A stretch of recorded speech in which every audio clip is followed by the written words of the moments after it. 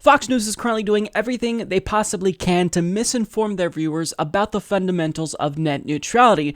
And if you've seen any shows on Fox News, you'll know that Ajit Pai has been making the rounds on different Fox News shows, trying to tell the American people that his plan to kill net neutrality would be the real plan that actually facilitates a free and open internet, when in actuality, net neutrality, the thing he's trying to repeal, is what makes the internet free and open. So clearly, in an attempt to lie to the American people and convince them that his plan to destroy the internet is actually in their best interest, we've seen some downright ridiculous arguments being used to justify his decision to gut net neutrality. But the most ridiculous assertion Ajit Pai or anyone else at Fox News made doesn't necessarily have anything to do with net neutrality itself. Rather, it's about the response Ajit Pai has received from net neutrality advocates. Ajit Pai actually made the assertion that, really, he's the victim because he's received backlash from activists who he's currently victimizing. Apparently, the irony is lost on him, but nonetheless, let's see how he's being victimized by pro-net neutrality advocates. Look at that sign right there. Close up, you can read, "A murderer of democracy." That's what these signs from internet activists are calling FCC Chairman Ajit Pai. Protesters leaving these signs in front of his house over the weekend, telling his children their dad is evil.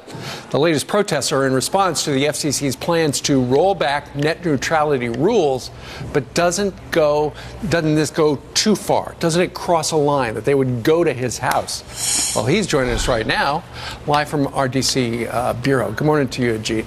Good morning. Okay, so it's one thing if people go and picket in front of the FCC. I get that. But for them to go to your house in suburban Virginia, doesn't that cross a line? It certainly crosses a line with me. I understand that people are passionate about policy, but the one thing in America that should remain sacred is that families, wives and kids, should remain out of it and stop harassing us at our homes.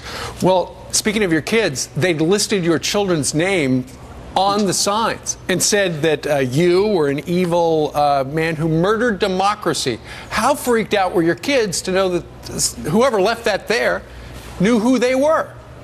It was a little nerve-wracking, especially for my wife, who's not involved in this space. And that's one of the things I think is very unfortunate about all the vitriol and hot air that's out there, is that if you keep going out there peddling this misinformation, like this is the guy who's going to break the internet and destroy democracy, it's not surprising that some people get alarmed by it. When you say that democracy is about to be destroyed, that the internet is about to be broken, and this is the guy who's doing it, it shouldn't be a surprise, I think, that some people become alarmed and start doing things like harassing me and my family. Now, since people have been so personally targeting you and your family, is there anything inside of you that makes you want to back down, back off some of these regulations that you're rolling back, or are you going to take a stand and keep fighting? Absolutely not. I'm going to steel my resolve. I'm going to keep doing what I think is right. And notwithstanding the fact that it does worry me and my wife, and to some extent my kids, at the end of the day, I'm going to stay focused on my job and let my law enforcement, which is monitoring the situation, help us keep our family safe. And I would hope that nobody would have to go through this kind of nonsense. Yeah. But nonetheless, at the end of the day, public policy should remain about public policy, and that's what I'm going to be focused on. I hate to break it to you, Ajit Pai, but you are trying to break the internet and destroy democracy, because the internet really is the last beacon of hope for our democracy. It's where a lot of grassroots activism transpires. So without the internet, without a free and open internet, you hurt democracy. And notice that Fox News was so anxious to opportunistically portray him as the victim that they saw just one sign in front of his house as evidence that he was being constantly harassed. Give me a break. You are making yourself look very foolish.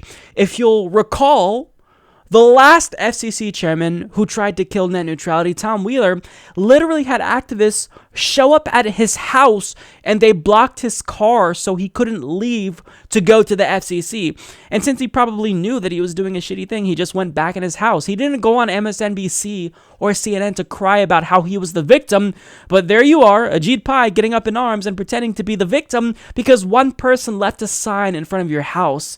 Give me a break. This is ridiculous. And of course, the American Conservative Union had to come out and denounce the, quote, personal attacks on Ajit Pai's family, as well as the racist and personal attacks Ajit Pai himself has received. Now, since they failed to provide us with any examples of said bigotry, I'm guessing that they're simply referring to mean comments that Ajit Pai is receiving on the internet. Well, I mean, join the club. When you put yourself out there, you open yourself up to criticism, and you especially invite criticism if you do something as brazen as you're doing to just fuck over consumers. So, give me a break. Nobody feels sorry for you, Ajit Pai. And I love how the right, they're just as quick to use identity politics as the establishment lefts, if it suits their narrative. Now look, for the record, I don't actually agree with the person who decided to bring his children into this, because they are innocent and they're irrelevant to the discussion. But if people actually want to exercise civil disobedience and occupy the FCC, block anyone from getting in the FCC so they're not able to make their vote on the 14th of December to kill net neutrality, then I'm all in favor of that. We don't have to harass you because we're on the right side of history. So taking this one sign that you received in front of your house as evidence that you're being harassed, well, we're not buying it, and nobody feels sorry for you. Because with the extent of damage that you're doing, you should be lucky that there aren't people outside of the FCC every single day blocking you from going in the building because of what you're doing. I mean, this is going to harm generations of people.